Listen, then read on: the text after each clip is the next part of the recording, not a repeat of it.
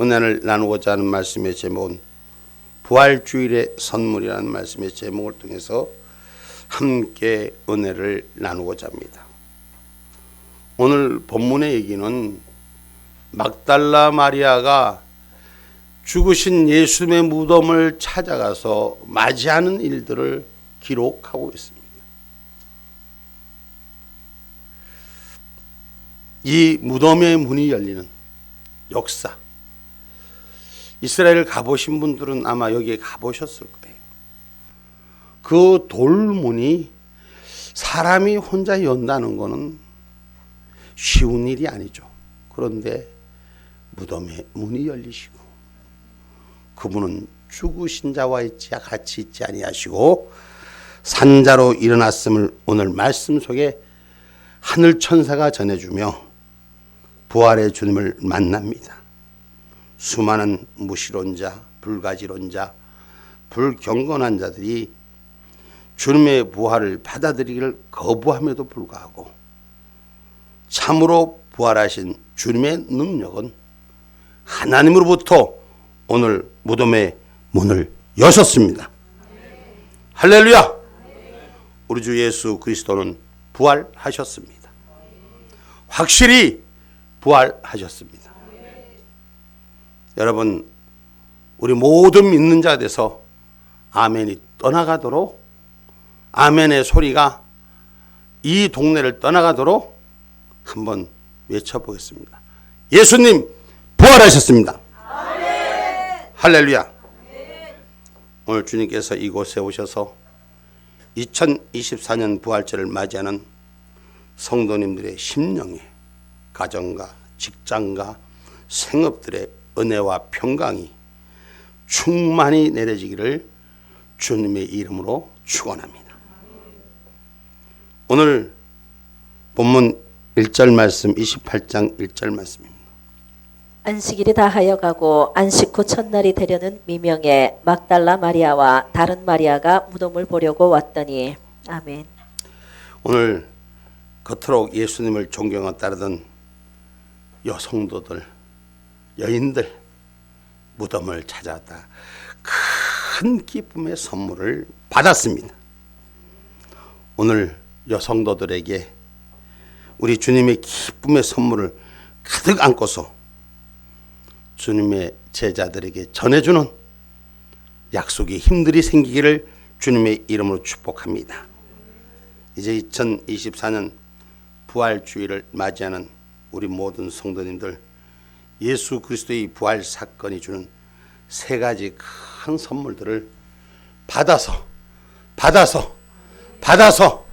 누리시기를 주님의 이름으로 축복합니다. 첫째로, 부활은 우리에게 믿음의 축복의 선물 보따리인 줄 믿으시기 바랍니다. 그래서 우리에게 믿음을 선물로 주셨습니다. 예수 그리스도는 평민이 아닌 정권을 진 정치가 빌라도 총독에게 많은 고난을 당하였습니다. 사실은 우리 마음속에 되새겨야 합니다. 주님의 고난을, 주님의 아픔을, 주님의 힘드심을, 그 처절히 피흘리심을 우리 말씀 속에 나를 투영해 보아야 할 것입니다. 우리 예수님 믿는 성도들, 세상의 정치가에 고난당할 때가 있다는 것을 각오하라는 의미도 있습니다.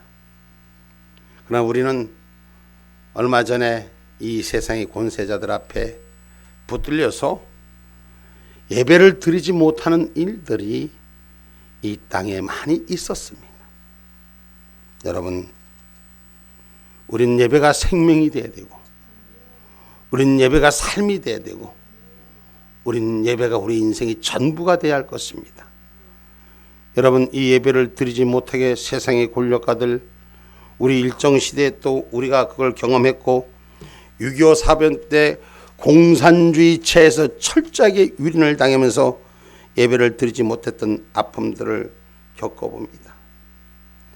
하나님의 백성으로 장사한 지 사흘 만에 죽은 자들 가운데 예수님 다시 살아나셨고 대한민국 다시 살아났습니다. 여러분, 이 예수님 부활이야말로 이 세상에 운동선수가 금메달 따고 어쩌냐게 손흥민이 골 넣은 것보다 더 좋은 소식이요, 더 기쁜 소식이요, 전쟁에 나간 아들이 승리하고 돌아온다는 소식보다 더 기쁘고 반가운 선물인 줄 믿습니다. 할렐루야. 그래서 마가복음 16장 9절에도 막달라 마리아에게 제일 먼저 우리 주님이 보이신 것은 사모하는 자에게 보이시는 줄 믿으시기를 주님의 이름으로 축복합니다. 예수께서 안식 후 첫날 이른 아침에 살아나신 후 전에 7 귀신을 쫓아내어 주신 막달라 마리아에게 먼저 보이시니. 아멘. 아멘. 우리 주님은 성령과 성령을 사모하는 자들에게 찾아와 주시는 줄 믿으시기를 주님의 이름으로 축복합니다. 그러므로 본디오 빌라도에게 고난을 받으사 십자가에 못 박혀 죽으신 것이 인류 역사 가운데 분명한 사건이었습니다.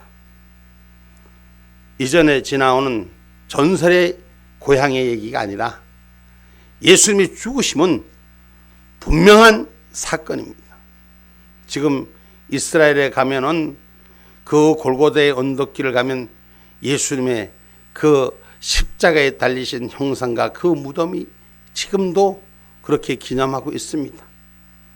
그것은 어떤 히스토리가 아니라 살아있는 역사의 사건인 것입니다.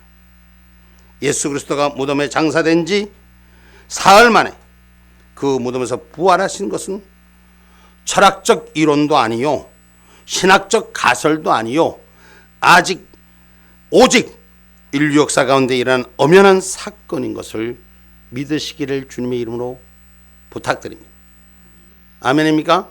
여러분, 예수님을 다시 살아나신 것을 막달라 마리아 혼자만 봤을까요? 오늘 말씀 속에서 기록한 것에 오늘 이 큰 기쁨을 가지고 많은 사람들이 다시 살아나심을 보았다는 거예요. 500명의 사람들이 예수님이 다시 살아난 것도 보고 제자들도 보고, 그래서 예수님이 살아나셨음을 보았다고 성경 말씀 고린도전서 15장 3절로 8절의 말씀에 기록되고 있습니다.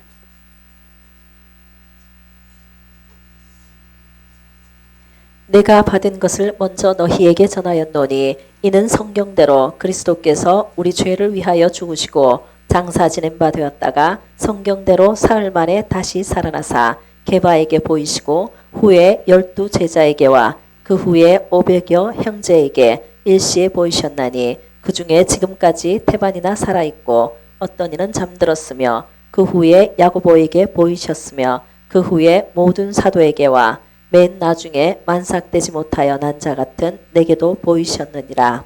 아멘. 아멘. 예수님의 부활을 형제도 믿지 않았어요. 거기에 지금 조금 전에 읽었던 야고보라는 사람이 예수님의 동생이에요. 근데 믿지 않았어요. 근데 나타나심을 통한 믿고 복음을 전하는 일에 크게 기여했다는 사실을 기억하시기 바랍니다. 예수님의 부활은 세상의 로마의 권력에 대한 도전이요, 사망에 대한 정복인 줄 믿으시기 바랍니다. 세상 권력을 이겼다는 거죠. 세상 권력 앞에 삶을 죽임을 당했지만 다시 사셨다는 것입니다. 어둠과 죄와 마귀에 대한 승리인 줄 믿습니다.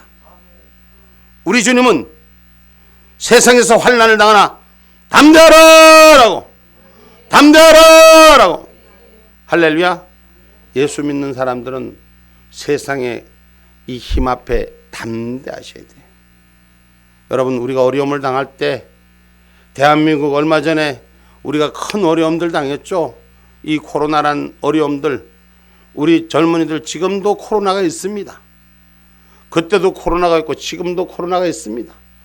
근데 그때 코로나 때 세상에 힘을 가진 자들이 우리에게 현실로 억압했던 걸 우리는 볼 수 있습니다. 밖에 다니지 마라.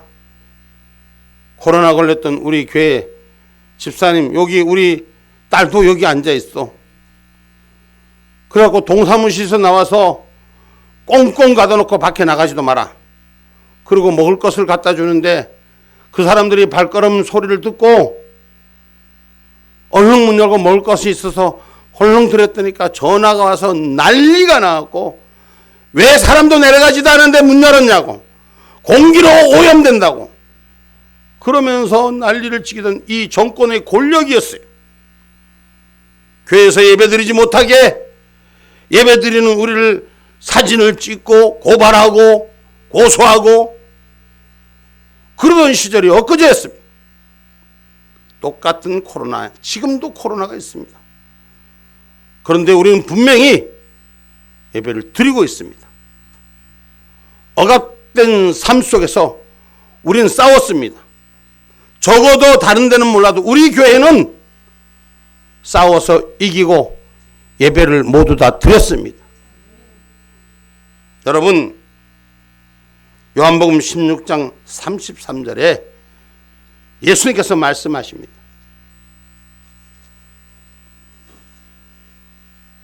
이것을 너희에게 이름은 너희로 내 안에서 평안을 누리게 하려 함이라. 세상에서는 너희가 환난을 당하나 담대하라. 내가 세상을 이겼노라 하시니라. 아멘. 세상의 환난 속에, 어려움 속에 담대한 우리가 되기를 주님의 이름으로 축복합니다. 할렐루야.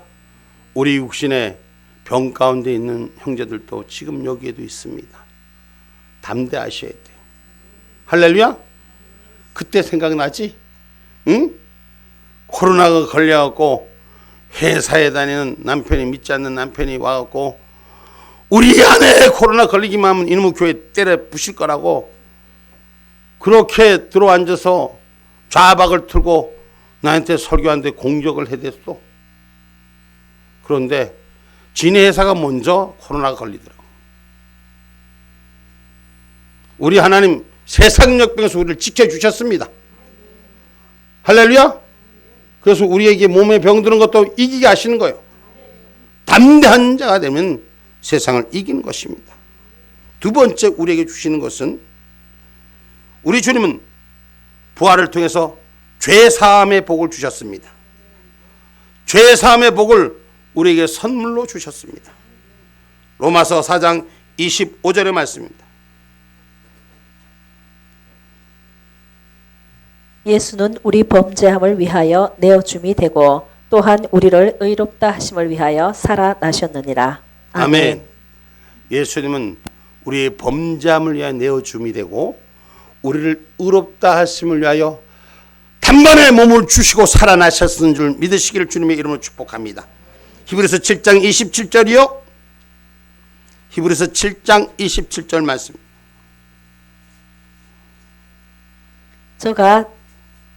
저 대제사장들이 먼저 자기 죄를 위하고 다음에 백성의 죄를 위하여 날마다 제사 드리는 것과 같이 할 필요가 없으니 이는 저가 단번에 자기를 드려 이루셨음이니라.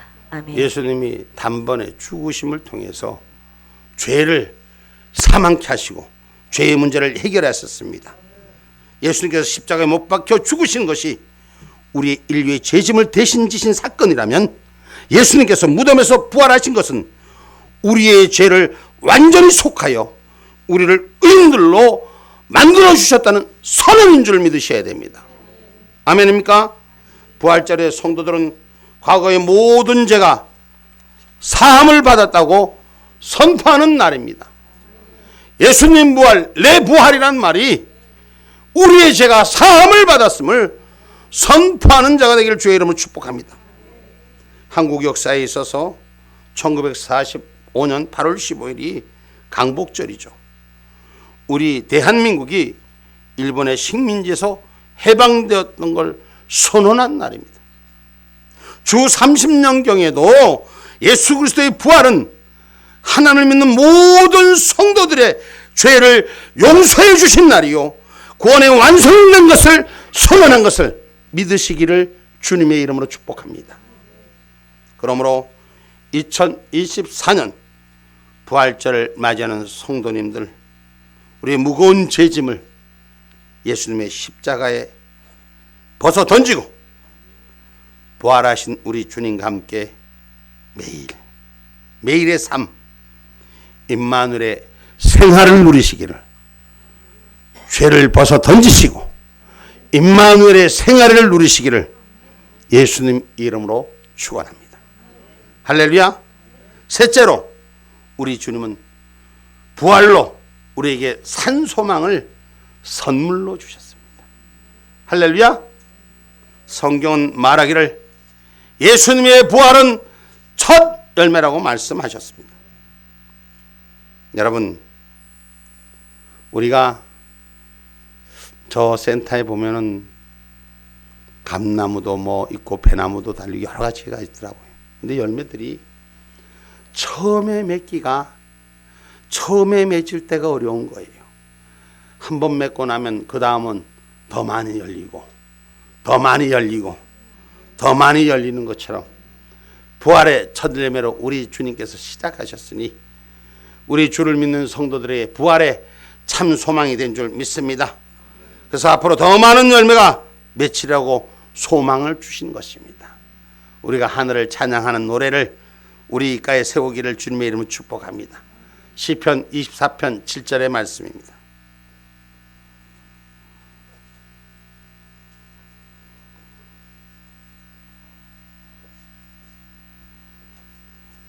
문들아 너희 머리를 들지어다. 영원한 문들아 들릴지어다. 영광의 왕이 들어가시리로다. 아멘. 문들아 너희 머리를 들을지어다. 영원한 문들아 들릴지어다. 영광의 왕이 들어가시리로다. 할렐루야. 그 왕과 함께하는 저와 여러분, 시편 47편 5절 말씀이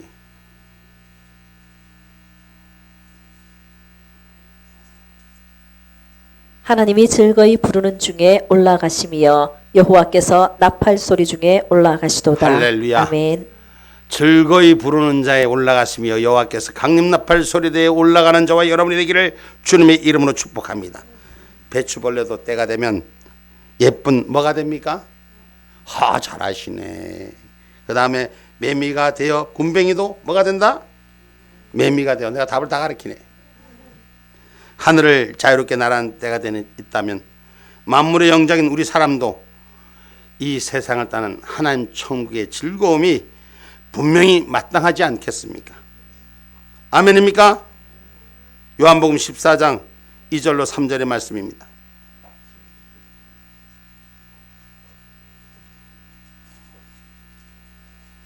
내 아버지 집에 거할 곳이 많도다. 그렇지 않으면 너희에게 일렀으리라. 내가 너희를 위하여 처소를 예비하러 가노니 가서 너희를 위하여 처소를 예비하면 내가 다시 와서 너희를 내게로 영접하여 나 있는 곳에 너희도 있게 하리라. 아멘. 아멘. 이 표현을 한다면 굳이 표현을 한다면 군뱅이로 있는 때가 맨날 군뱅이로 있는 데가 아니에요. 매미로 날 때가 온다고. 맨날 이 땅에서 이 땅의 삶이 고난과 고난함의 슬픔과 아픔의 연속이라면 우리는 분명히 천국으로 들어가는 날이 있으리라는 것이죠. 우리 주님께서 분명히 부활에 대해서 말씀하신 오늘 이를 기히 여기지 말라고 요한복음 5장 28절로 29절에 말씀합니다. 이를 기이 여기지 말라. 무덤 속에 있는 자가 다 그의 음성을 들을 때가 오나니 선한 일을 행한 자는 생명의 부활로 악한 일을 행한 자는 심판의 부활로 나오리라. 아멘. 아멘. 먼저 죽은 자들도 하나님의 심판 때 부활의 생명을 보리라. 할렐루야. 여러분, 성경에 보면 죽음을 앞둔 스데반에게 예수님이 보여준 사건이 있어요. 그렇죠? 예수님이 보여준 일들이 있어요. 또 누구? 성경에 보니까 사도 바울도 예수님을 만나는 일이 있었더라고. 우리 주님은 분명히 계시고 살아계시고 우리와 함께 있음을 기억하시고 마지막 날에 생명의 부활로 악한 자의 심판으로 찾아오시는 걸 우리는 기억하셔야 돼요. 사도행전 7장 55절에 봐봐요.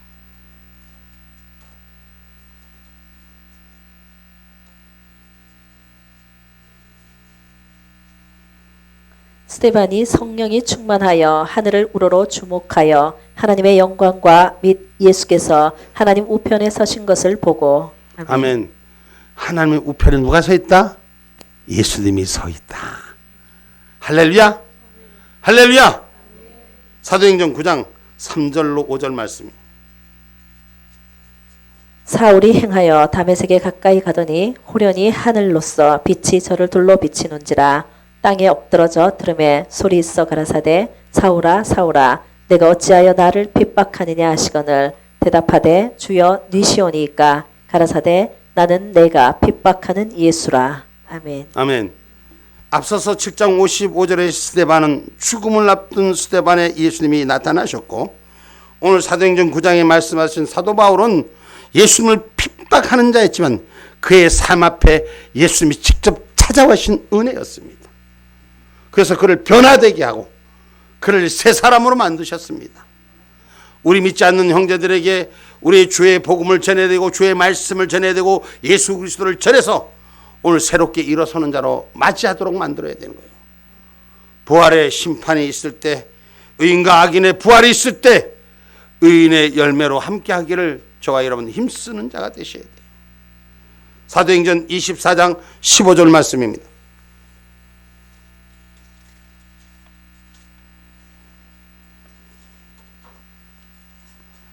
저희의 기다리는 바 하나님께 향한 소망을 나도 가졌으니 곧 의인과 악인의 부활이 있으리라 함이라. 아멘. 아멘. 하늘을 향한 소망을 가진 자에게 의인과 악인의 부활이 있으니 선한 일을 행한 자는 생명의 부활로 악한 일을 행한 자는 심판의 부활로 오심을 기억하시고, 오늘 부활주일에 오늘 또 보니까 어떤 가정은 전 가족이 나와 있고 어떤 가정은 부분적으로 나와 있고 어떤 사람은 한 사람만, 어떤 사람은 두 사람만, 어떤 가정은 단 한 명도 보이지 않습니다. 마찬가지로 우리 주님 강림나팔 부르실 때 온 가족이 다 구원받는 가정도 있을 것이고 부분적인 경우도 또 한두 사람만 구원받는 가정도 있을 것입니다. 그리고 또 단 한 명도 구원받지 못하고 원치 않는 곳에 가게 될 가정도 있다는 것입니다. 오늘 요한복음 11장 25절로 26절의 말씀을 읽어봅니다.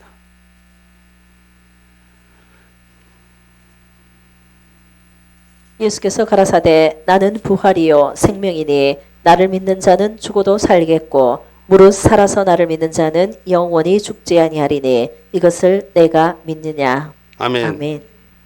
그러므로 사랑하는 성도 여러분이요, 우리 기회 있을 때 우리 주님이 강림나팔이 불려지기 전에 내 믿음 신앙생활 열심히 신앙생활 썬데이 크리스찬 하지 마시고 여러분 가족과 이웃과 일가 친척들, 내 사랑하는 사람들, 내 주변을 전도하고 우리 이 지역에 그리스도의 온전한 계절이 옷 입게 하여 우리 주님 강림나팔 부를 때 모든 생명이 강림의 불름에 올라가는 자, 예수 부활과 함께하는 자 되시기를 주님의 이름으로 축원합니다. 이제 주님의 부활은 승리의 믿음과 승리의 믿음의 선물과 사제의 선물과 부활의 소망으로 우리 성도들에게 우리 주님이 선물을 주셨습니다. 선물을 귀히 잘 활용하는 사람이 있는가 하면 선물을 그냥 쌓아두고 뭐가 온지도 모르는 사람이 있습니다. 우리는 각 가정마다 이 주님이 주신 선물 보따리를 잘 열으셔서 이제 우리에게 남은 기회의 시간들, 부활의 열매들을 많이 나누고 함께하기를 주님의 이름으로 부탁을 드립니다.